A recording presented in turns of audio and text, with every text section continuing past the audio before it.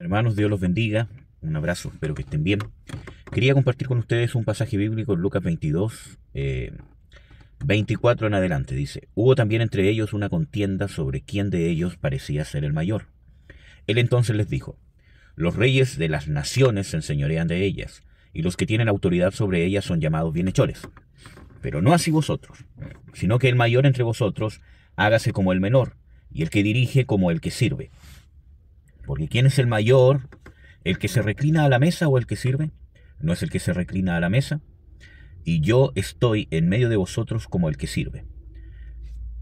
Quería compartir hasta ahí. Bueno, creo, hermanos, que aquí hay algunas cosas importantes que, bueno, esto es un video muy cortito, ¿cierto? Esto es para un estudio más profundo, pero creo que es importante porque aquí vemos que en el reino de Dios, hermanos, los que los que por gracia de Dios, ¿cierto?, reciben el llamado a poder servir a Dios, ¿no es cierto?, tenemos que entender claramente cuál es nuestro verdadero valor en el reino. Y ahí se produce una especie de aparente contradicción, ¿cierto?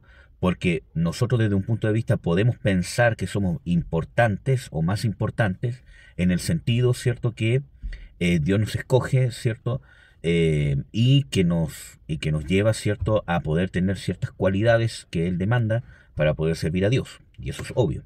Pero desde otro punto de vista podemos verlo, ¿cierto?, que también desde el punto de vista de la ejecución del servicio, ¿cierto?, también podemos verlo en una aparente contradicción, que somos menos importantes que a los que servimos.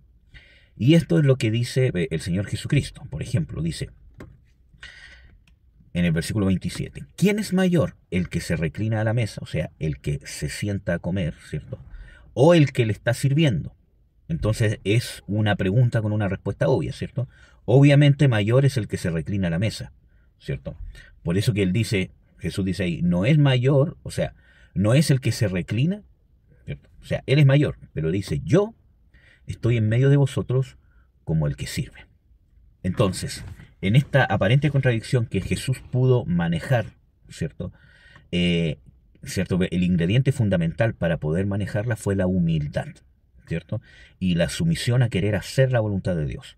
Y el mismo Señor Jesucristo entendió que Él, siendo el Hijo de Dios, teniendo claro y con una seguridad absoluta y una fe en el Padre, el lugar que Él tiene como Hijo de Dios, sin embargo, esa seguridad le pudo dar, ¿cierto?, la humildad suficiente para poder entender que él había venido a servir, y en el ejercicio del servicio, ¿cierto?, él era menor en el sentido que estaba trabajando para que otros alcanzaran, ¿cierto?, lo que Dios quería que alcanzaran. Y este concepto lo encontramos en las Escrituras. Por lo tanto, por eso que Jesús echa por tierra, ¿cierto?, en los primeros versículos, ¿cierto?, cuando dice hubo, ¿cierto?, una contienda, ¿cierto?, de quién parecía, ¿cierto?, ser el mayor.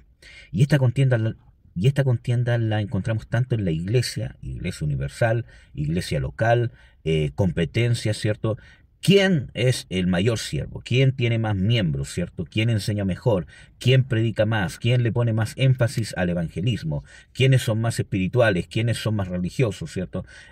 ¿Quién es mayor? ¿Quién es más ungido? ¿Quién es más siervo? ¿Quién es más líder? ¿Quién es más, entre comillas, digo, dictatorial, ¿cierto? Pero Jesús dice, todas esas cosas que muchas veces se mueven, desgraciadamente, por lo menos en la iglesia más visible, ¿cierto? Los reyes se enseñorean de ellas, o sea, en el sentido de decir, este es mi pueblo, este es mi congregación, estos son mis hermanos, ¿cierto? Eso es mundano, hermano. Nosotros tenemos que entender primero de que nada de ello es nuestro, sino que nosotros somos siervos. Y como siervos, ¿cierto? Cuando alguien, por ejemplo, usando el mismo ¿cómo se llama?, ejemplo de Jesús, ¿cierto? Un esclavo o alguien, ¿cierto?, ¿cómo se llama?, en estos tiempos, que es contratado para servir, ¿cierto? Obviamente no es mayor que mi familia. Yo puedo contratar a alguien para que limpie la casa, para que vea, ¿cómo se llama?, a los niños, ¿cierto?, etcétera, etcétera, o para que haga un trabajo, pero lo más importante para mí es para quién se está haciendo el trabajo. Para mi hijo, para mi esposa, para mi familia, para mi casa en la cual vive mi familia. Por lo tanto, para mí lo más importante, ¿cierto?, es mi familia. Por lo tanto, el servidor tiene menor valor para mí. Y eso tenemos que entender cuando nosotros queremos entrar en la obra del servicio a Dios, ¿cierto? Tenemos que entender que tenemos ese grado de importancia en la ejecución del servicio. Entonces, no podemos hacerlo de una manera mundana. A mí, ¿cómo se llama? Una vez alguien, ¿cómo se llama? Me dijo, porque yo dije, bueno, tengo algunos, ¿cómo se llama? Hermanos, ¿cierto? En la congregación que obviamente va a llegar un momento que tienen que encontrar esposa, porque son jóvenes, ¿cierto? Etcétera, etcétera. Y dado que yo tengo, ¿cierto? ¿Cómo se llama? Nosotros estamos en una congregación muy pequeña, ¿cierto? Difícilmente la van a poder encontrar entre los hermanos de esta congregación local. Por lo tanto, tengo que compartir con otras congregaciones, no solo porque ellos puedan ¿cómo se llama? Encontrar a alguien, sino también para tener, poder tener ¿cómo se llama? Comunión. Entonces ¿cómo se llama? Alguien me dijo, pero está comprobado que si encuentran una mujer en otra congregación, el hombre se va a la congregación donde está la mujer. Yo le dije, bueno, sí, pero si las ovejas no son de uno. Donde vayan, yo, mientras el tiempo que estén aquí, les voy a tratar de sembrar todo lo que ¿cómo se llama? Dios me ha dado. Y ver si Dios se lo lleva a otra congregación local mientras estén en el cuerpo de Cristo. Amén. ¿Me entienden? Entonces, no nos podemos enseñorear, ¿cierto? Como lo hace el mundo, ¿cierto? Y justamente, muchas veces el mundo y el mover carnal dentro de la misma iglesia le llama bienhechor o ve como un buen siervo o como alguien bueno justamente a los que se enseñorean. Esta es mi congregación, tengo más aquí, hacemos más esto, ¿cierto? Y no entendemos, ¿cierto? Que Jesús dijo, no así vosotros, sino que el mayor entre vosotros hágase como el menor y el que dirige como el que sirve. Y aquí entra esta aparente contradicción, porque obviamente cuando Dios nos llama a servir, ¿cierto? Obviamente Dios nos capacita, nos exige ciertas cosas, ¿cierto? Nos aparta, nos consagra y nosotros tenemos que consagrarnos, apartarnos y pagar un precio. Y en ese sentido podríamos ser mayores en el sentido de la entrega, de la disposición hacia el Padre por servir a otros y multiplicarnos en otros. Y también en cierta manera dirigimos, no como el mundo, sino como ejemplo, ¿cierto? Como dice Pablo, imitadme a mí porque yo imito a Cristo, ¿cierto? Y podemos dirigir, podemos dar consejo, podemos discipular para que esas personas alcancen lo que Dios quiere que alcancen, no lo que nosotros queremos que ellos alcancen. Pero nos convertimos en siervos. A la vez, ¿cierto? Somos menores en la ejecución del servicio. Por eso Pablo también, ¿cómo se llama? Escribe, ¿cierto?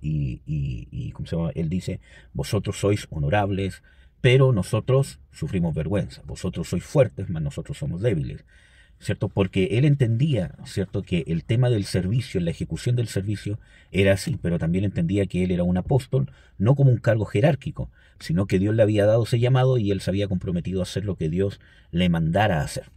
En este caso, ponerse al servicio del llamado que Dios le había dado al servicio principalmente del Evangelio a los gentiles. Entonces, tenemos que mantenernos en esta posición y entenderla, hermanos, y no salir de esta posición. Y esto es algo que se explica en las Escrituras. Por ejemplo, nosotros nos encontramos en Gálatas 4. Gálatas 4 del 1, ¿cierto? Dice, mientras el heredero es menor de edad, aunque es señor de todo, en nada difiere de un siervo, sino que está bajo tutores y administradores hasta el tiempo señalado por el Padre. Así también nosotros, cuando éramos menores de edad, estábamos esclavizados bajo los rudimentos del mundo. Pero cuando vino el cumplimiento del tiempo, Dios envió a su Hijo, nacido de mujer, nacido bajo la ley, para que redimiera a los que estaban bajo la ley, etcétera, etcétera. Al punto que voy, ¿cierto? Que aunque no voy a explicar el tema que Pablo habla aquí, pero voy ¿cómo se llama? Al ejemplo que él usa, ¿cierto? Dice de que el Hijo es heredero de todo, pero está bajo el cuidado de tutores y administradores hasta el tiempo señalado por el Padre. En este sentido, nosotros vemos de que los herederos, ¿cierto? Son en parte la iglesia creciente, la iglesia que se está desarrollando. No que haya gente en la iglesia que no se termine de desarrollar. Pero vemos de que en cierto sentido los administradores y los tutores estarían, o los que cumplen esa función son los ministros o los siervos de Dios, o deberíamos cumplirla, ¿cierto? Para que los los que llegan al reino de Dios se puedan desarrollar y alcanzar, como dice la Escritura, ser equipados para la administración del reino de Dios, ¿cierto? O para la obra del ministerio, como dice en Efesios 4, ¿cierto? Y para que alcancen la unidad de la fe y la plenitud hasta el varón perfecto, etcétera, etcétera. Entonces, en este sentido, muchas veces nosotros queremos estar en lugar de tutores y administradores, pero queremos sentirnos superiores, ¿cierto?, a los que estamos ministrando. Y no puede ser así, porque los importantes para el padre de familia, en este concepto que estoy explicando, de la aplicación del ministerio o la aplicación del servicio, no es el servidor, no es el administrador y no es el tutor, sino es el hijo, el que se está desarrollando. Él es el importante. El padre contrata administradores y a tutores, pero los contrata por causa del hijo. Y este concepto también los encontramos en las Escrituras, ¿cierto? Cuando Jesús habla, por ejemplo, de la parábola del siervo fiel y prudente. Mateo 24, 45. Aquí puse la versión 1909 Reina Valera, ¿cierto? ¿Quién es el siervo fiel y prudente, el cual puso su señor sobre su familia para que les dé alimento a tiempo? Bienaventurado aquel siervo, el cual cuando su señor viniere, la hallare haciendo así. De cierto os digo que sobre todos sus bienes le pondrá. Y si aquel siervo malo dijera en su corazón, mi señor se tarda en venir, y comenzara a herir a sus consiervos y aun a comer y a beber con borrachos, vendrá el señor de aquel siervo en aquel día que no espera y a la hora que no sabe, y le cortará por medio y pondrá su parte con los hipócritas, allí será el lloro y el crujir de dientes. Nos encontramos, ¿cierto?, con también este concepto del padre el padre de familia, que pone a un siervo, a un mayordomo fiel y prudente, ¿cierto?, o esperando que sea fiel y prudente, sobre el cuidado de su familia o de su casa. Esta palabra familia en el griego podía incluir a su familia sanguínea, hijo, o también a la demás servidumbre, ¿cierto? Pero pone a alguien que se encargue de administrar y que todo sobreviva y que todo ande bien. Entonces, aunque es puesto en un lugar donde tiene autoridad para distribuir, para administrar y quizás también para ordenar ciertas cosas, ¿cierto?, y ciertas atribuciones, tiene cierta autoridad delegada, pero él no es el importante, y este es el concepto del mayordomo, del ministro. Él no es el importante, sino que él está ahí por causa de que se necesita cuidar a los demás, cuidar de que tengan su alimento a su tiempo, etcétera, etcétera, ¿ya? Entonces, el importante es la familia o la casa, que el Señor no puede cuidar por él mismo porque se va, ¿cierto?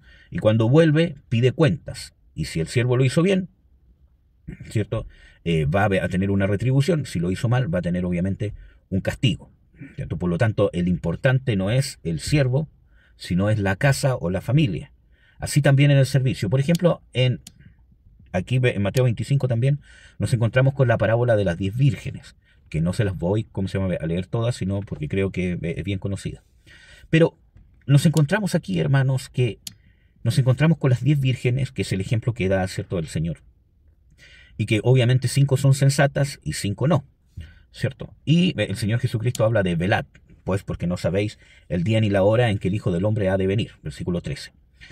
¿Por qué? Porque el Señor está hablando de lo mismo en la parábola anterior del siervo fiel y prudente, y lo que viene hablando antes, desde Mateo 24, viene hablando de lo mismo, ¿cierto? De que como siervos estemos haciendo un buen servicio como mayordomos o como ministros, ¿cierto?, hasta que el Señor viniere. O sea, no como que va a terminar, sino como que siempre tenemos que estar haciéndolo bien, ¿ya?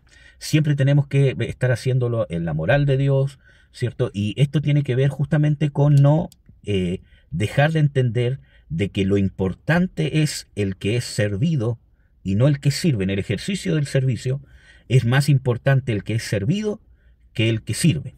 Y con esto quiero concluir, porque nos encontramos con las 10 vírgenes y con obviamente la esposa, que no es mencionada directamente acá, pero obviamente las 10 vírgenes son las que atendían a la esposa, las que la preparaban para la boda, ¿cierto? Perdón, ¿cómo se llama? La novia, ¿cierto?